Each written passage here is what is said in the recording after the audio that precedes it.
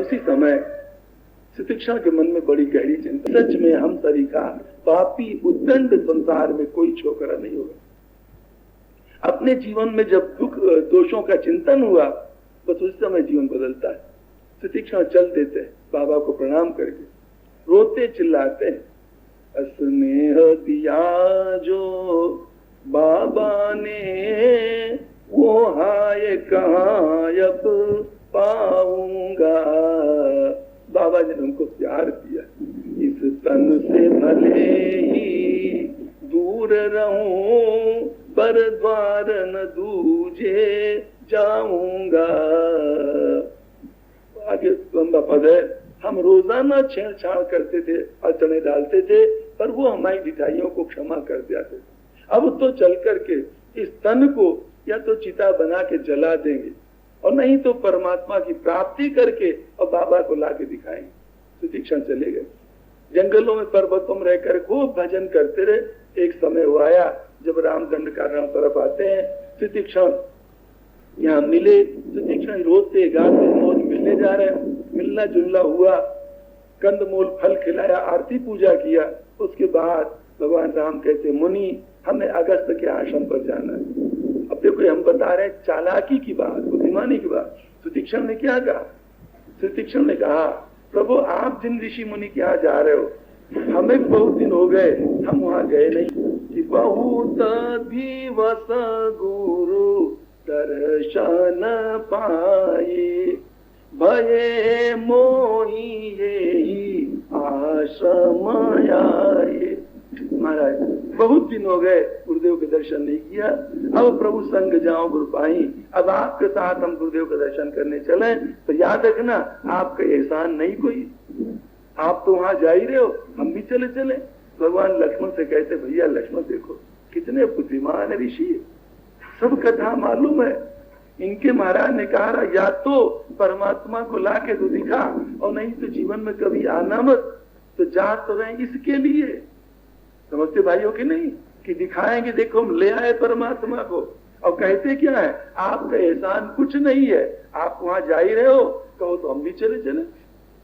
भगवान राम ने कहा ठीक है, साथ लग लिए। कथा सत्संग की वार्ता होती तो पता न चला कब के समय बीत गया। इतने में अगस्त ऋषि का आश्रम आ गया। सुतीक्ष्ण ने कहा महाराज प्रभु खड़े रहो, बड़े लोग ऐसे नहीं जाते, पहले सूचना दी जाती, हम सूचना दिया हुए बाबा को तब तुम चलना। भगवान हंस देते, ठीक है मुनि दिया, सूचना देना क्या, बता दो कि हम लेके आए, जाओ गए आओ। पहुंचते हैं, खटखटाते कुटिया, कहते अंदर से बोलते कौन है रे कौन? कहते महाराज मैं आपका दास सुतीक्ष्ण। क्यों दुष्ट तू यहाँ क्यों आया, निकल जाए यहाँ से, क्यों आया तेरे को मना के? कहते हैं प्रभु देखो तो सही, नाथ कौशलाधीश कुमारा आये मिलन जगत आधार। जगत का जो आधार तत्व परमात्मा है वो राम आपसे मिलने आए। तात्पर्य क्या है, राम मिलने आए, जिनके लिए आप कह रहे तू लाएगा तब, नहीं तो मत आना, वो आ गए मिलने के लिए। निश दीन देव जपत जे, रोजाना जिनके नाम का जप करते हो तो आ गए। अगर ऋषि दरवाजा खोला, सुतीक्ष्ण धड़ाम से चरणों पर पड़ते, बड़े गदगद होते। उधर भगवान राम दूर से जो देखा अगर ऋषि आ रहे वहां दौड़े आते, चरणों में पड़ जाते हैं। अगर ऋषि उठा लेते हैं, उठा करके हृदय लगाते हैं, बड़े प्रसन्न होते, बड़े राजी होते हैं। और आगे सुतीक्ष्ण को आशीर्वाद वरदान देकर अगर ऋषि, इसमें एक बात छूट गई, वो ये कहनी थी, जब सुतीक्ष्ण को भगवान राम मिले, कंदमूल फल खिलाया, भगवान राम ने कहा वरदान मांगो। देखो ये दांव करो भगवान के साथ, सब बुद्धिमानी है, और न कि दुनियादारी चालाकी मरमर के जीवन बिताओ। क्या किया चतुराई, जो भगवान ने कहा ऋषि वर मांग लो।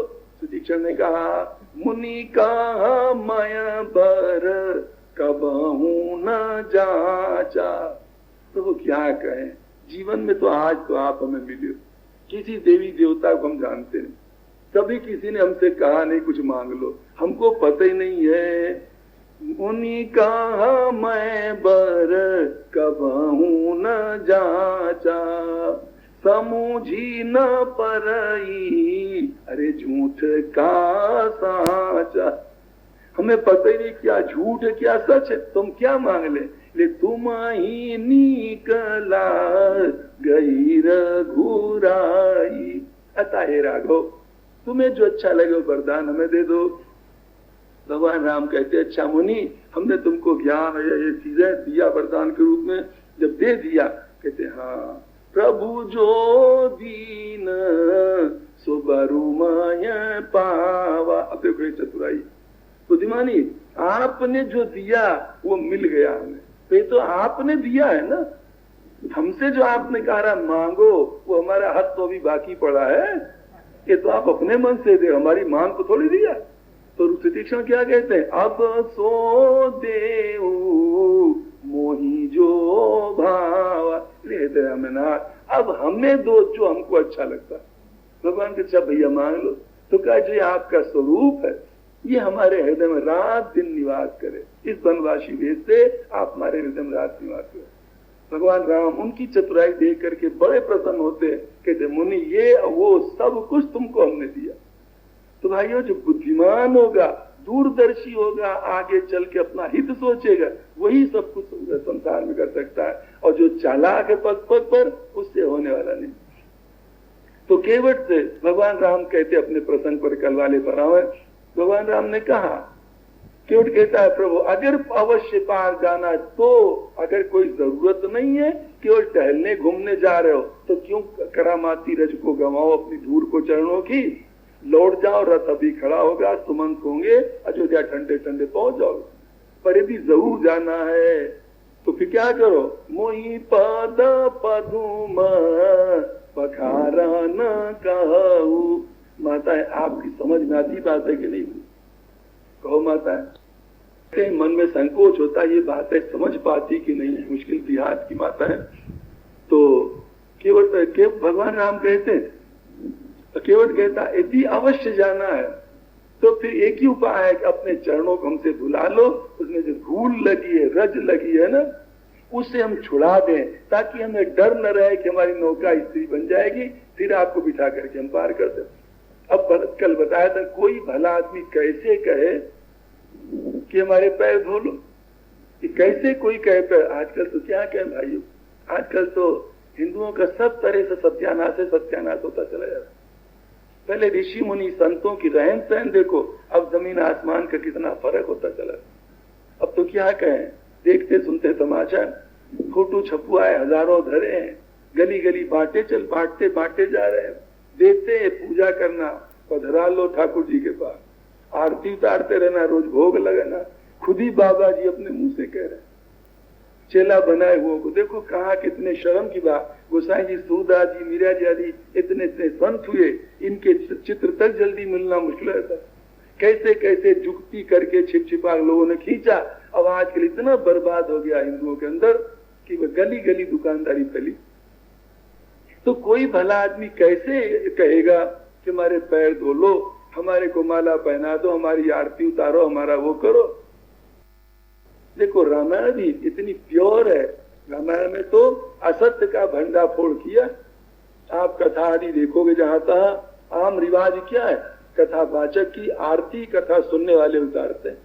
देखा कि नहीं देखा, कथा सुनने वाले कथा सुनाने वाले का आरती उतारते हैं। अच्छा हमें एक बात आप बताओ, यदि सुनाने वाला सच्चा परमार्थ का ग्राहक है और सुनने वाला भी सच्चा परमार्थ का ग्राहक है, तो दोनों में कोई छोटा बड़ा है क्या? दिमाग में बात तो भाइयों बैठती होगी ना। यदि सुनने वाला भी भगवान का एक नंबर का बढ़िया भक्त है, भगवान को चाहने वाला, और सुनाने वाला भी एक नंबर का बढ़िया भक्त है, तो दोनों को तौलो बराबरी, तो कोई है कम? बराबर है, सत्य के दोनों जिज्ञासु है, तो छोटा बड़ा कौन हुआ? इसलिए सनकादिक 4 भाई हैं। एक ऊंचे बैठ करके जब कथा सुनाता तो नीचे बैठ करके 3 सुनते। वो जब सुनाते सुनाते थक जाते, वो नीचे बैठ जाते सुनते हैं, उनमें से दूसरा के सुनाता। ये जहां खरे सत्य की जिज्ञासा की बात है वहां पर रामायण तो क्या कहती, रामायण तो उल्टा कहती हो। रामायण में क्या हुआ, सुनने वाले की पूजा कथा सुनाने वाले ने की है रामायण। आप लोग तो ज्यादा अभ्यास रामायण का नहीं होगा ना, तो याद करो, है कहीं रामायण में कथा सुनाने वाला सुनने वाले की आरती उतारता है? अरे भगवान शिव कैलाश पर्वत से गए दंडकारण्य में अगस्त जी के आश्रम पर कथा सुनने की नहीं, क्यों गए? अगस्त जी ने क्या किया? अगस्त जी कथा सुनाने वाले, भगवान शिव सती सुनने वाले, इनकी आरती पूजा को उतारते। इस आरती पूजा में ही सती का दिमाग भ्रष्ट हो गया, क्योंकि वो खरेपन को नहीं समझ पा रहे। उनके मन में क्या आया, ये जब सुनाने वाला हमारी आरती उतारेगा तो हमको क्या सुनाए, माने कहीं सुना सी, समझे? जब ये सुनाने वाला आरती उतारेगा तो हमको सुनाएगा क्या? ये दिमाग खराब हो गया इसी पर। और भगवान शिव भगवान राम इस रहस्य को जानते हैं कि परमार्थ में न कोई छोटा न कोई बड़ा। तभी तो सती ने मन लगा कथा नहीं सुनी, और आगे चल करके क्या होता है, भगवान राम को रोता देख करके भगवान शिव ने प्रणाम किया, तब सती को और बुद्धि भ्रष्ट हुई, वो जो कथा मन लगा के नहीं सुना भ्रष्ट हुई। ये हमारे क्या बात है, ये अपनी स्त्री के लिए रो रहे हैं, भगवान का है के? ये भगवान का है के? और हमारे पतिदेव ने इनको प्रणाम किया, जो भगवान है स्वयं शिव, ये तो और उल्टी बात है। भगवान राम समझ जाते, कहते देवी सती क्या कहें, तुम्हारा मतलब ये हुआ ना, जो प्रणाम करे वो छोटा और जो करवावे वो बड़ा। ये बड़ी विचित्र बात है सत्य की, सच मानो। ये भी आप देखो, प्रणाम करने वाला और करवाने वाला दोनों में बड़ा कौन है, छोटा कौन है? आम तौर से तो रिवाज है, जो प्रणाम करवाता वो बड़ा है और करने वाला छोटा है, पर थोड़ा मनोवैज्ञानिक दृष्टिकोण से देखो तो उल्टा लगे। उल्टा क्या, जो प्रणाम करवा रहा है वो करने वाले को क्या दे रहा है? विचार करके देखो। आशीर्वाद वाली बात वो अलग रखो, जिस ढंग से हम बता रहे हैं मनोवैज्ञानिक दृष्टि से देखो। आशीर्वाद देना है तो कितने होंगे माई के लाल, अपने पर लगा ले पहले, वही बहुत समझो। आजकल जैसी पोल पट्टी चल रही, जो करवा रहा वो क्या दे रहा है? आगे वाले को वो छोटा बना रहा, वो छोटापन दे रहा है, और जो कर रहा है वो आगे वाले को बड़प्पन दे रहा है। तो दोनों के देने में बढ़िया कौन है? जो किसी को छोटापन दे वो अच्छा है, कि जो जिसको बड़ापन दे वो अच्छा है? जो बड़ापन दे वो अच्छा है। पर इस रहस्य को न समझने का लोग उल्टा मान करके बोल बोल के कुप्पा होते हैं कि हमको प्रणाम किया प्रणाम किया। तभी तो भगवान राम ने क्या किया, कहते सती तुम्हारा दिमाग केवल इस बात को लेकर भ्रष्ट हुआ, चूंकि तुम्हारे पति भगवान शिव ने हमको प्रणाम किया था, तभी तो तुम चकित हो गए, हाय हमारे पतियों ने इनको प्रणाम किया। और ये तो एक मिनिक सरीखे दिखे, समझे, इनको प्रणाम किया, तुमको आश्चर्य हुआ था। तो देवी तुम्हारे विचार थे, अगर प्रणाम करने वाला छोटा और जिसको प्रणाम किया जाए बड़ा, तो लो जिसको तुम्हारे पति ने प्रणाम किया वो तुमको प्रणाम कर रहा है। अब कौन बड़ा हुआ? तो भाइयों, अब कौन बड़ा? जिसको तुम्हारे पतिदेव ने प्रणाम किया हमको, वो राम तुमको प्रणाम कर रहा है। तो अब तो हम दोनों की तुम पूजनीय हो गई ना। अगर तुम्हारा ये सिद्धांत है, सती नहीं समझ पाई थी, इसलिए भगवान राम ने क्या किया, जोरी पानी प्रभु की न प्रणामो। भगवान ने जोर हाथ जोड़ करके प्रणाम किया, और पिता समेत लीननी जनामो। देवी सती, ये दशरथ नंदन राम तुम्हारे को प्रणाम कर रहा है। प्रणाम करना सती का सब मामला वही से गड़बड़ होता है। तो बात हमें कह रहे थे ये कि भगवान राम भला अपने मुंह से कैसे कहे कोई भला आदमी के हमारे पैर धो लो। इसलिए भगवान बहुत नटना चाहते। एक बार तो हंस के कहा, कल बताया था, हंस पड़े, मतलब क्या था, हंसने के ताहत पर भाई तू जो जिद करता कर ले, हमारे मुंह से क्यों कहला। वो कहता ना किस तरह हंसना फंसना हम नहीं जानते, चौड़े कहो मुंह से। भगवान ने कहा अच्छा तो वही कर ले, सोई करू जेही ताव नाव न जा। हंसने लगे, कह दादा वही कर ले जिससे तेरी नौका बच जाए।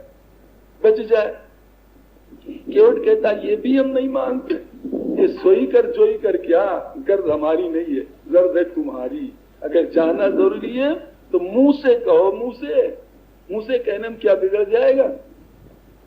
भगवान कहते अच्छा तू जीता हम हारे सही, तब जाके परमात्मा राम केवट की भक्ति देख करके तब मुंह से कहते हैं बेगी आनी जल पाया पखारो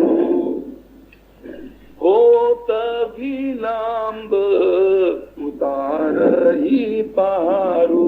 अच्छा दादा तू जल्दी जल्दी हमारे पैर धो ले, देर हो रही है।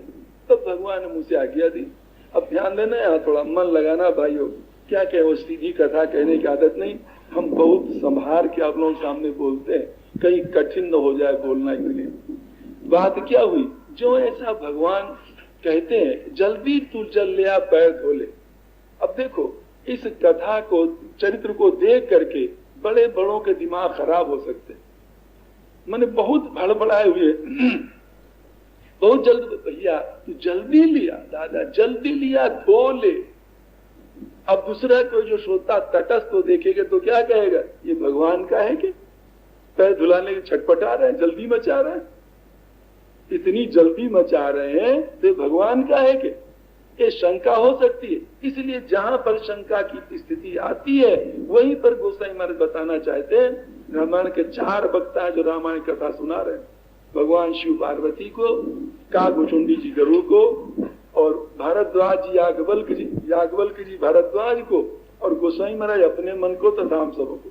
तो चारों वक्ता अपने श्रोताओं के दिमाग को ठिकाने करते हैं, ये नौका कौन मांग रहा, कहते भूल मत जाना ये कौन नौका मांग रहा, कहते जासू नाम सुमी रत ये कबारा। माताओं ध्यान देना, केवट से नौका कौन मांग रहा, जल्दी लिया जल्दी पैर धो ले, हमको नौका ला जल्दी बिठा के पार कर दे। गोसाई महाराज कहते ये वही परमात्मा है, कौन, जासू नाम सुमी रत ये कबारा उतरा ही नर भव से। माताएं शांत बैठो बिल्कुल, इससे जरूरी कोई काम जिंदगी का नहीं है, बहुत कर डाला है काम।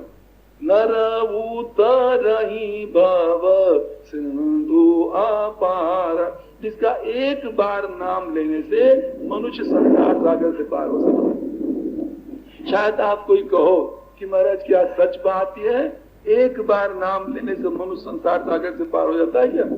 इसके बारे में आपको एक बात बताएं।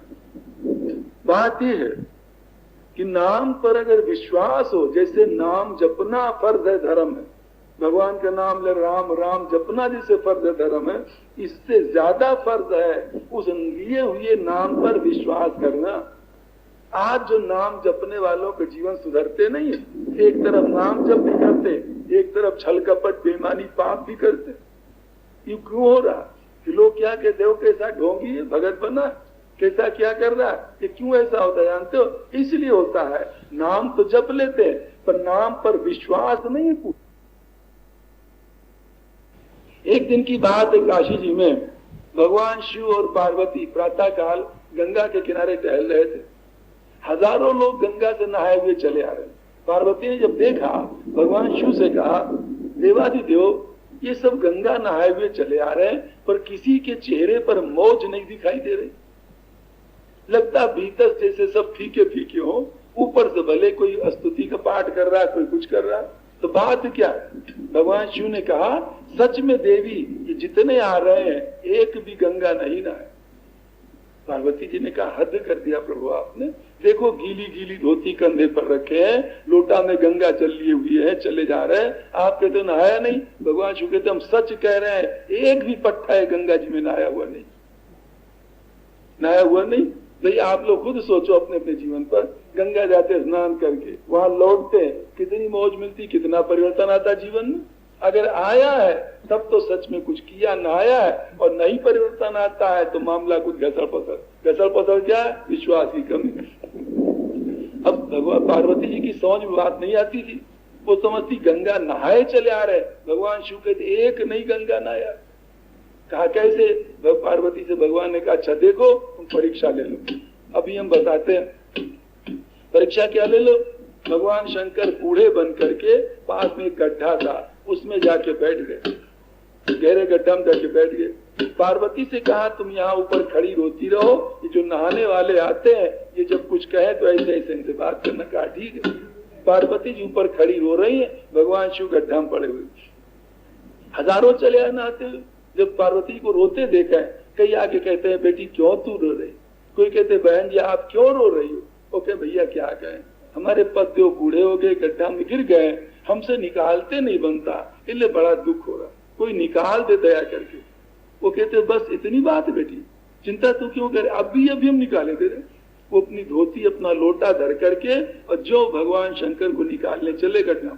पार्वती जी एक बात कह देती थी, कौन बात, देखो भैया एक बात है, हमारे पति को तुम निकालने अवश्य जाओ, तो याद रखना अगर जीवन में कुछ भी पाप है और हमारे पति को छुओगे तो भस्म हो जाओगे इस जगह, ये सोच लो तब जाके निकालो।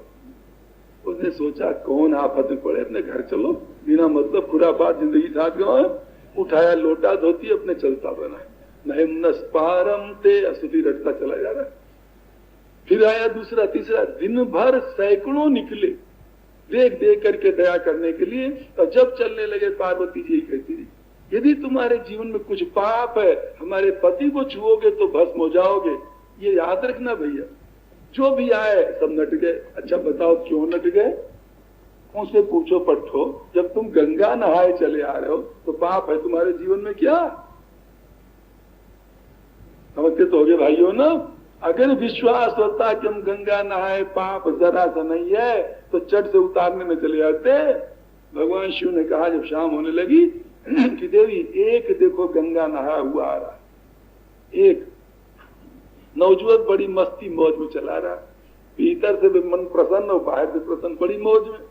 जो देखा रोते, कहता माता जी आप क्यों रो रही, कहते क्या है बेटे देखती सी बात हम निकाल सकती नहीं, पत्तियों का दम पड़े। कहते हमारा अभी हम निकाल रहे, लोटा धोती रखा चला उतार निकाल ले।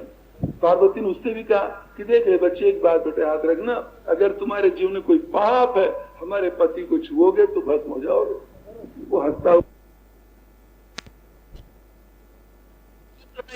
तो वो बढ़िया लाभ उतना नहीं ले सको, थोड़ा तो लाभ होगा कुछ न कुछ, पर बढ़िया लाभ तब होगा तुम सर विश्वास हो। कहते विभीषण जी को समुद्र पार, हाँ विभीषण जी से एक व्यक्ति मिला जिसको समुद्र पार करके कहीं जाना था। कहा क्या कहे बड़ी आवश्यकता है, जाना है उधर। विभीषण ने कहा हम एक चीज दिए दे रहे हैं, इसको कपड़ा में लपेट लो और बड़ी मौज में तुम पानी के ऊपर चले जाओगे। कहा ठीक है।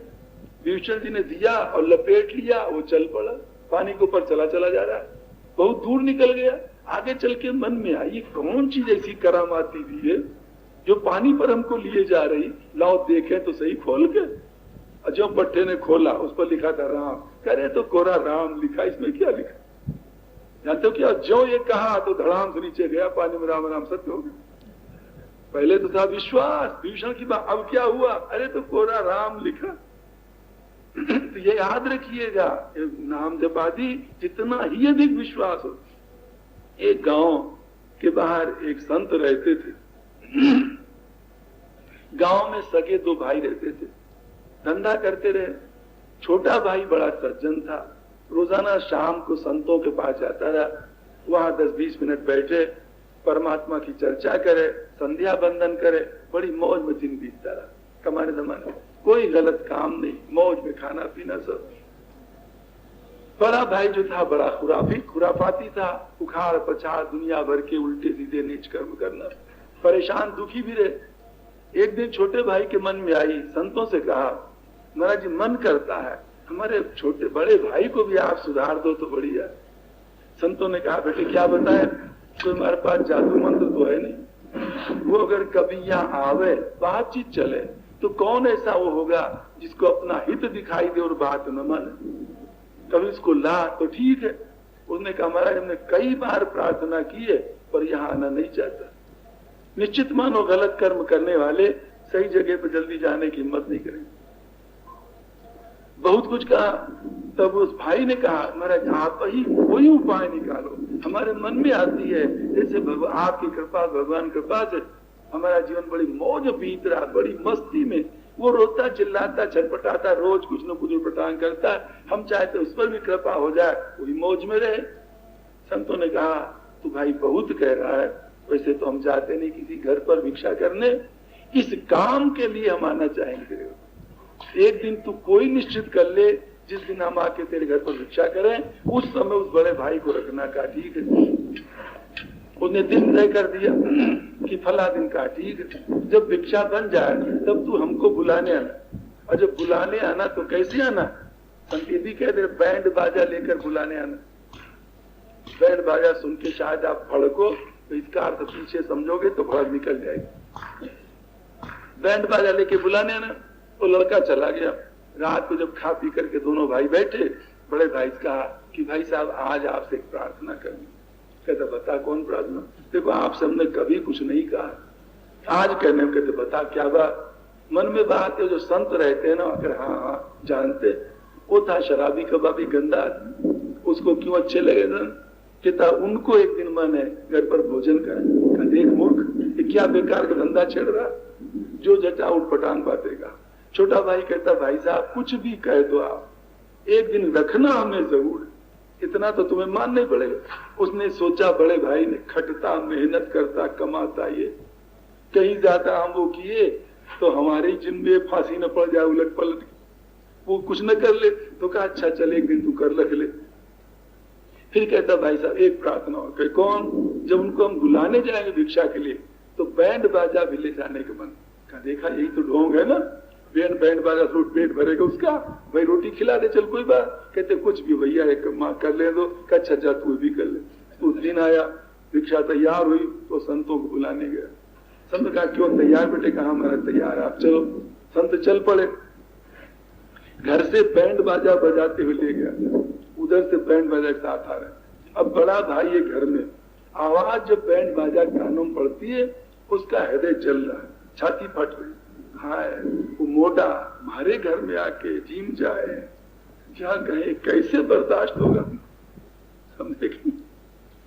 जो लोग गलत दोस्तों के साथ बैठ करके बोतल चढ़ाते उनको ये जचेगा काम, उनका रास्ता ही दूसरा आसुरी संपत्ति वाला। अब मन में सोता है क्या कहें क्या करें क्या न करें। कहता कोई बात नहीं, अपन कमरा के अंदर चले, दरवाजा बंद कर लेंगे, वो खा पी करके जब रवाना हो जाएगा तब निकलेंगे। उधर से संत आए बैंड बाजा बजते हुए, बाजा वाले बाहर रुक गए, संत को अंदर ले गया। भाई हाथ हाथ धुलाया और आसन बिछाया, बैठाया, पनातल परोसी, भिक्षा परोसी। संतों से कहा मेरा जीवो। संत खाने लगे। संतों ने पूछा क्यों, वो है कहाँ।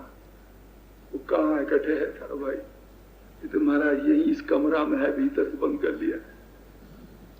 उन्होंने कहा कोई बात नहीं, कोई बात चिंता करने। संत जब भिक्षा कर आ चुके, हाथ हाथ धुलाया, कुल्ला उल्ला कर लिया, अपना अचला उचला समेट के और दरवाजा के एक किनारे जाके खड़े हो गए। और उन्होंने तब कहा उस छोटे भाई से कि जा तू बैंड बाजा वालों से कह दे जैसे बजाते हुए आए थे इसी तरह बजाते हुए चले जाए, पैसा ऐसा पीछे देते रहना। अब समझे आपके नहीं बैंड बाजा के लिए बुलाया, वैसे ही बजाते हुए वो चले जाए। जब बाजा वाले धाए धाए फट फट करना शुरू किया और जाने लगे, तब बड़ा भाई समझता है कि अब वो गया मोटा है। समझे कि इसीलिए बैंड बाजा संत लाया, तुमको कोई शौक थी नहीं ताकि ये समझेगा कि अब गया मोटा। तो जब वो चले गए, बाजा दूर, थोड़ा सा दूर आवाज हुई, तब वो दरवाजा खोल कर आंगल खोल के और बाहर निकलना, जो एक पैर बाहर रखा। संतों ने कस के दोनों हाथ से उसका हाथ पकड़ लिया, जकड़। जो कहा रे तू मर रहा है कसाई, यही अभी गया नहीं, ढोंगी कहीं का पाखंडी, जो जचा गंदी गंदी गाली। और बाल ब्रह्मचारी संत पकड़ लिया, कस के तो पकड़ लिया, वो मार हिले डुले, मार, तमाम गाली दे, गंदे गंदे शब्द बोले। उनकी एक ही बात, तू कुछ कह ले आज हमें, देख 24 घंटा के लिए इंतजाम कर लिए। पेट भर गया, पीछे कोई चिंता फिक्र कुछ नहीं, समझे, मौजे। पर याद रख ले, तू जब तक मुंह से राम नहीं कहेगा एक बार, तब तक तेरे को आज हम छोड़ेंगे नहीं। तू जो निकाले क्यों कहे, वो कहे तू कुछ कर ले, छोड़ेंगे नहीं। मार हिलता डुलता, सारी मेहनत लगा डाली। मेहनत करते करते पसीना से लथपथ हो गया, जब बिल्कुल हताश हो गया कि इनसे बस नहीं चले, तब कहता नीच, अच्छा ले राम, अब तो छोड़ दे कसाई कहीं का। जो मुंह से राम कहा, संतों ने चट से छोड़ दिया। चर्च छोड़ दिया, अपना कमंडल उठाया, चल पड़े। छोटे भाई से कहा भैया अब इसके जीवन की चिंता मत करना, मरने के बाद इसकी सदगति ही होगी, अब दुर्गति नहीं होगी। तो चले गए, संत चले गए। ये तो आप जानते हो भाइयों, सुना होगा भजन ना, जन्म लियो जाने मरणो ही पड़सी, मोतड़ी नगाड़ो सिर कूटे रे, लाख उपाय करो नर की तरह, पर बिना भजन नहीं छूटे रे। जितने हम आप सब बैठे, एक दिन वो आएगा जब भाइयों ना हम सुनाने वाले रहेंगे, ना आप में से कोई सुनने वाला रहेगा। ये कोई शाप नहीं, ये सच्चाई है। ऐसा होगा कि नहीं होगा? नन्हे नन्हे बच्चे भी हैं, चाहे 100 वर्ष के बाद मरे, एक दिन तो आएगा ही जब न कोई सुनना ला सुना ला। उसके पीछे मौत पड़ी, सबके पीछे पड़ी। कुछ दिनों के बाद वो मरता है, उसकी आत्मा को जमराज के दूत पकड़ के ले जाते हैं, चित्रगुप्त के सामने पेश किया तो धर्मराज कहते भाई देख लो इसका जो हिसाब किताब हो। चित्रगुप्त ने देखा तो कहा कि जिंदगी भर तो इसने सब पाप ही पाप किया, एक बार एक संत के कहने से जबरदस्ती में आकर के इसने राम कहा, एक बार क्यों? तो उन्होंने पूछा, चित्रगुप्त ने कहा क्यों बता रे, तेरे को पहले पाप भुगताया जाए कि पहले पुण्य? चित्रगुप्त कहते रहे कि तू पहले पाप भोग ले, पुण्य पीछे अपने मौज करना। तो वो कहता ना, हमें पुण्य पहले भुगता दो, जो एक बार राम राम का चालाक था ना, पुण्य भुगता दो।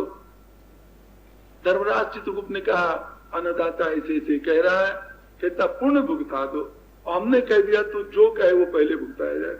तो हमको तो पता है नहीं एक बार राम कहने का कितना पुण्य होता है, आपको मालूम होगा, आप बता दो एक बार राम कहने कितना पुण्य होता है, उतना पुण्य इसे भुगताया जाए।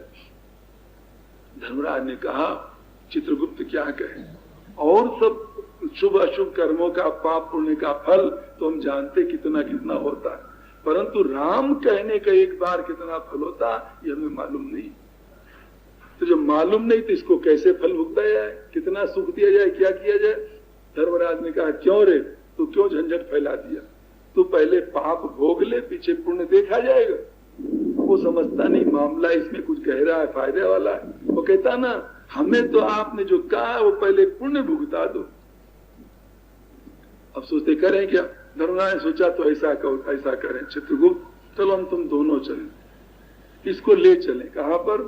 जिन्होंने हमको ये पोस्ट दी, ये पद दिया यहाँ का, उनके पास ले चले, ब्रह्मा के पास, उनसे पूछे एक बार राम कहने कितना फल होता है। उसको लेके चले, वहां दोनों लेके चले। जब ब्रह्मा जी के यहाँ पहुंचे, प्रणाम आदि किया, ब्रह्मा ने कहा कहो आज कैसे आए? बता दी सब कथा।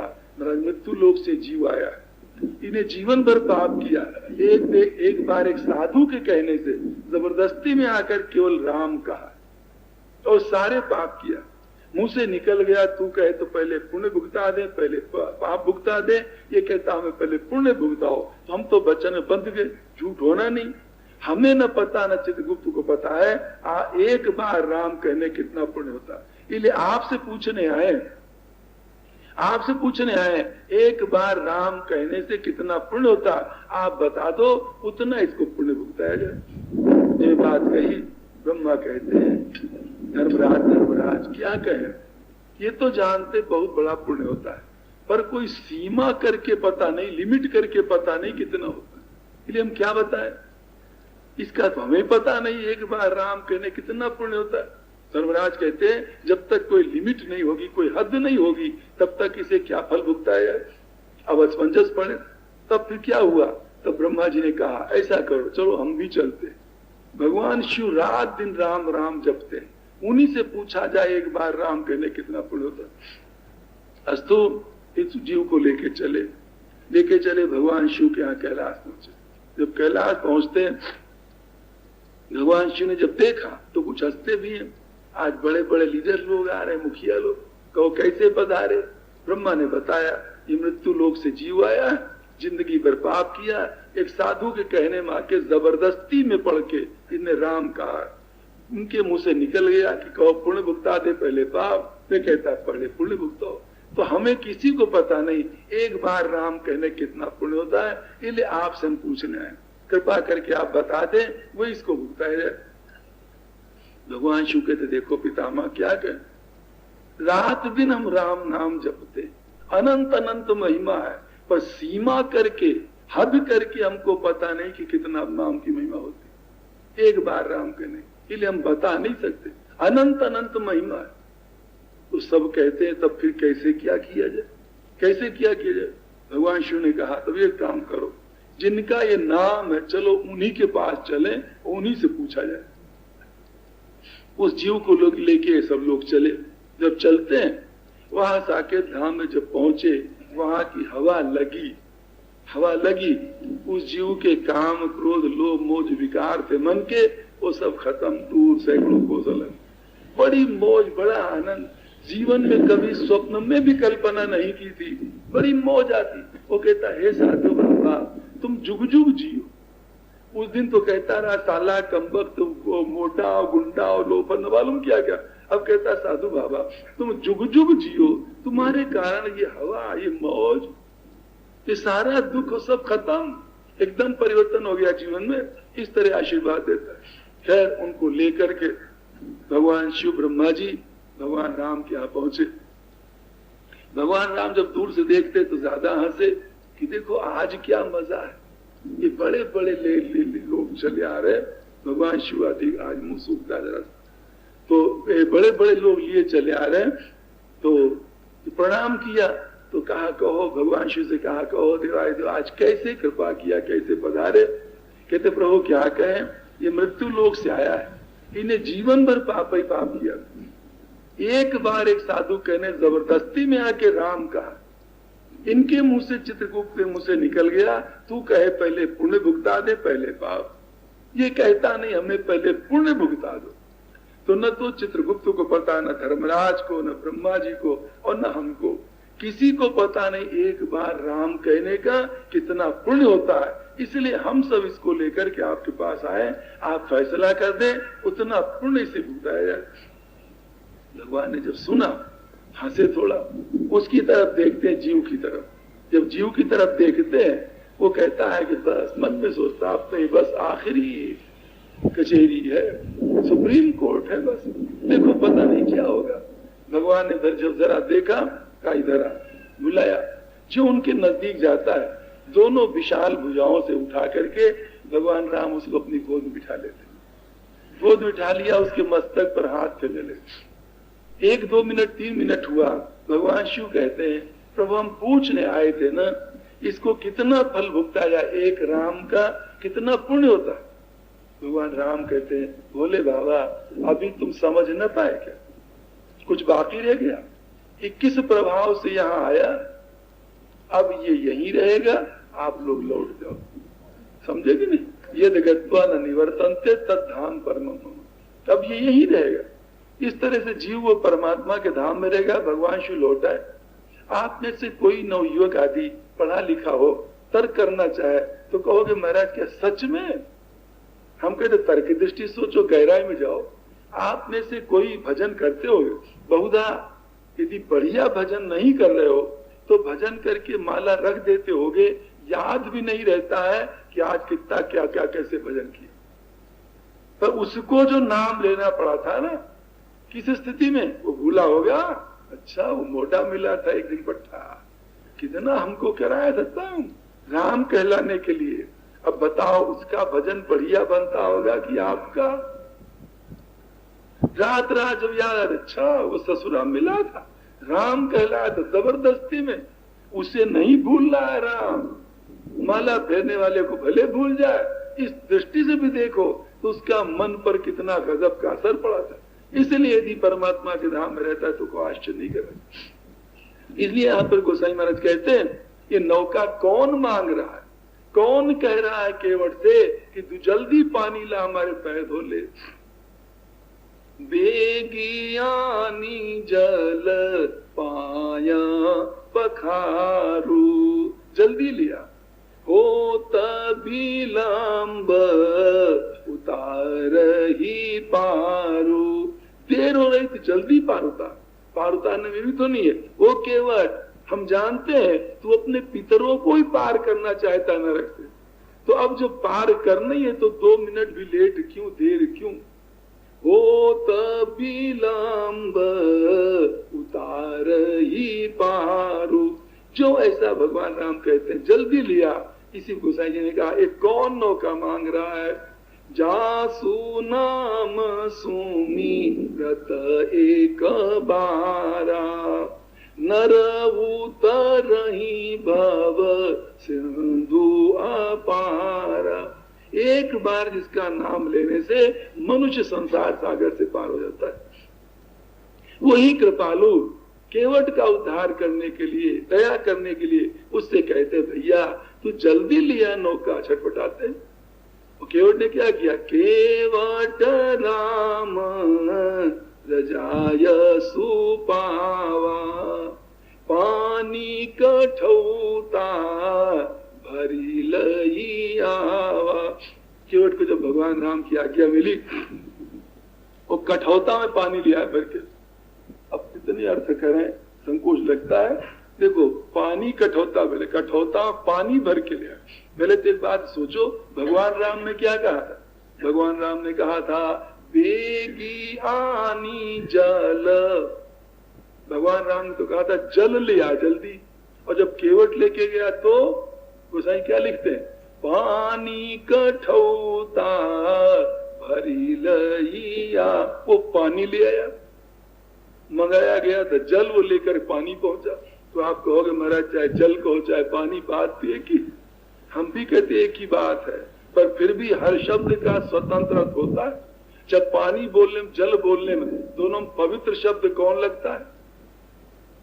आप लोग स्वयं अपने अंतःकरण अनुभव करो, पवित्र कौन लगता है? जल पवित्र लगता है। तो यहाँ भगवान राम ने जो कहा जल लिया और केवट पानी लिया, इसका मतलब क्या? भगवान तो तात्पर्य गंगा जल जो बह रहा है लिया, धो ले। केवट जो लाया ना, केवट उसको पवित्र नहीं मानता। अगर उसको भगवान के चरणों का धोन मान ले गंगा जी को, तो धोने का दोबारा प्रश्न नहीं बनता। उसकी दृष्टि में गंगा जी का जल पानी ही है।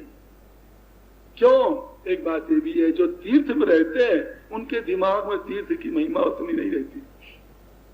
आप लोग दूर से जाओगे तो शीशी भर भर के गंगा जल लाते हो, गिर न जाए।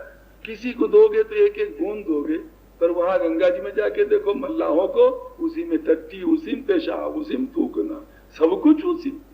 उनसे पूछो क्यों? कहते माँ है कहा जाए छोड़ के, इसी में रहना रात दिन। इसलिए गोसाई जी ने कहा निकट निरादर होता है जो गंगा को नीर। निकट रहने से, अत्यधिक उसमें रहने से निरादर होता है जैसे गंगा जी का नीर। तो केवट के दिमाग में गंगा जी का जल भगवान के चरणों की धोवन नहीं, उसको साधारण पानी मानता है। इसलिए जब केवट लाया तो गोसाई ने शब्द बदल दिया, तो पानी कठौता भरी लई आवा, पानी भर के ले आया।